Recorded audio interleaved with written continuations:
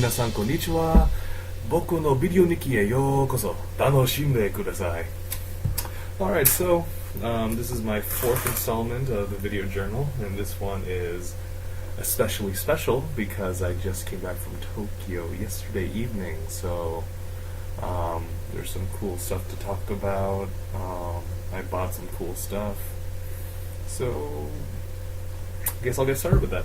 So I bought all kinds of cool things, in no particular order. Totally bought this Sailor Moon beanie for like 500 yen. Very tricky to find this thing.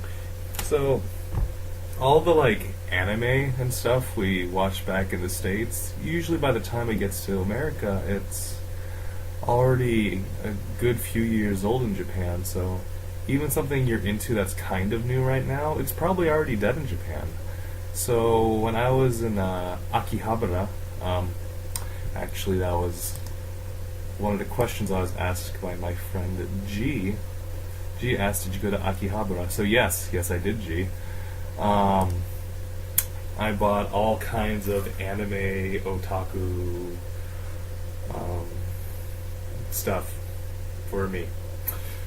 So, anyway, my first point. Anyway, so a lot of the stuff that we know, so a lot of the stuff from anime and manga and Japanese culture that we're familiar with in the States are usually dead and gone in Japan. So it was very hard for me to find, especially old stuff like Sailor Moon. That was, that came out in Japan in like 91. So very, very old. So this was a lucky find. I had to go to really, really, really obscure, like, corner of the marketplace area to buy this. Let's see what else. So Full Metal Alchemist, very hard to find too. Found this in that same store. This is it's kind of hard to see through the glare. That there is the Roy Mustang. This is my favorite character from the series. I haven't watched Brotherhood yet, but I hear he's even more awesome in that, so I'll have to give it a watch. Roy Mustang, I got this was on sale, so it's actually quite fortuitous that all I want was the old stuff because no one wants it anymore. So yay. But as far as also I got some soundtracks. Japanese Sailor Moon, and also the 30th anniversary Lupin III music remixes. So, yes, CDs. So that's something we're not used to in America. CDs are already gone and dead, but here in Japan, CDs are still thriving. People like having physical manifestations of their music and stuff.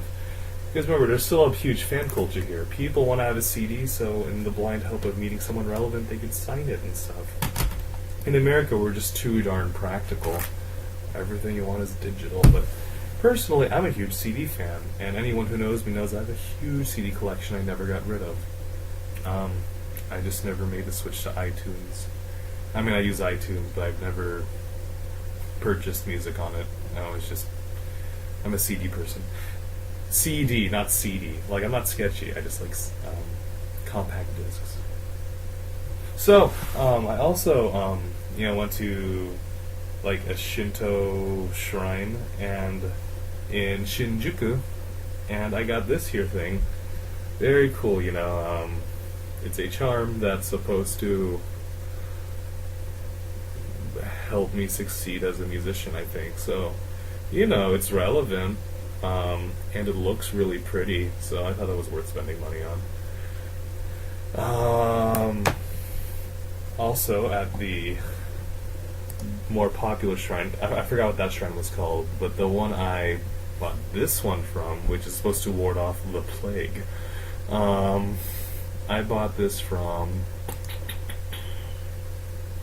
reading my own Tumblr to remember the name, because the Sensoji Temple. Got this there. It's supposed to ward off the plague and disease and other conditions of the body. So that's pretty cool. totally has like a swastika on the back, but anyone who knows about like Eastern like religious practices knows the swastika isn't a symbol of anti-Semitism in the East. It's a symbol of good luck and stuff. So, you know, just for clarity's sake, I'm not a supporter of Adolf Hitler or anything similar to him. Also, I got this pocket watch. This was a pretty reasonably priced thing. Very pretty, right? Look at this thing. Ah, look at that. Look at that detail in the back. Ah, gorgeous. And oh, look at that. So pretty. And when I pop this thing, per-pow, now I got the time. Yeah, see that? It's 12 something. It's past midnight here. Usually I make these videos around 8 p.m. on Friday my time, but I got busy. So I would apologize for the delay, except, you know, most of you are probably asleep still right now, or just waking up. Let's see, what time's it in California right now? 8:12 a.m. So yeah, your day's getting started. And, you know, you shouldn't be watching this. You should be drinking some coffee and going to work. So, you know, I don't need to apologize. So bought that, and stuff. Ooh. I don't know if you guys have ever heard of Vocaloid, but this character is named Hatsune Miku.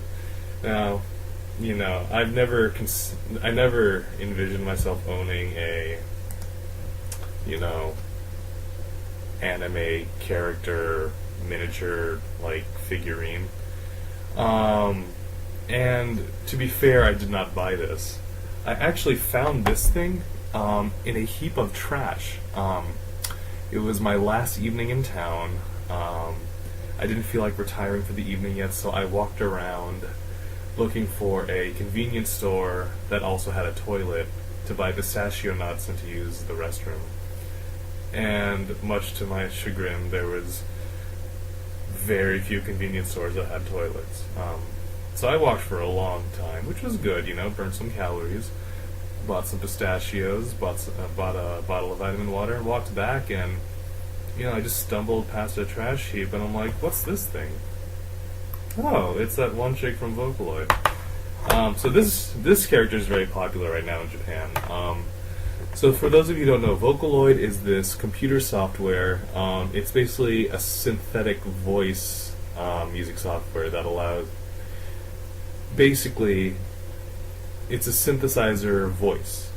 It's not auto-tune. You don't use someone's voice and then correct the pitches. It's literally a computer voice. You play the melody and then you type in the syllables you want, and it sings it. And this voice, this is the visual manifestation of the most popular voice. And her name is Hatsune Miku. So, now, this is actually kind of valuable because in Japan there's a huge culture revolving around the claw game, the crane game, where, you know, you put like $1 in, you go, oh, I missed it. I'm gonna go spend $30 more till I grab this teddy bear to impress my girlfriend. Well, that culture is very big in Japan still, but it's geared at getting these things, you know, anime figurines or stuffed Pikachu dolls and stuff like that. Now, the reason they're so popular is this one specifically is only available through the claw game.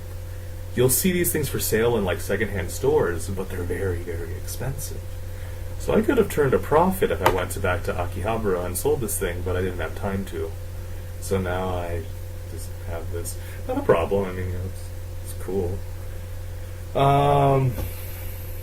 And then lastly, I purchased, so I got this cool necklace. It's cool. Also, I got this in the mail. I had to special order this. Look, it's my name and my address, if you guys were wondering how to write it in kanji. Yeah, so I met a poet in Akihabara. This is a cute lady wearing a kimono, and she had her little store laid out, and there's just a bunch of, her own brand of calligraphy, and I found out when talking to her that it's her own poetry too. So here, we're gonna take this out. I bought this, and I can't read it yet, but look how pretty it is. Let me try to get rid of the computer glare. 1 second. So it's really pretty. It's her own, style of calligraphy, and it's her own poem. It's about, like, she hears the music of the rain as it hits the asphalt, and she is reminded of someone she used to know, and even though she is apart from this person, she will forever be with this person when, like, she will always feel like she's in the company of that person when the rain comes back. And I was like, oh, that's really pretty. I'll drop money on this, and I'm gonna check out her website later. Really cool lady, total sweetheart, and she's a good poet and has really, really cool looking calligraphy writing. I think that's everything I bought. And wow, we are 11 minutes in. I haven't even answered a single question save for G's. So yes, G. Did I go to Akihabara? Yes, I did.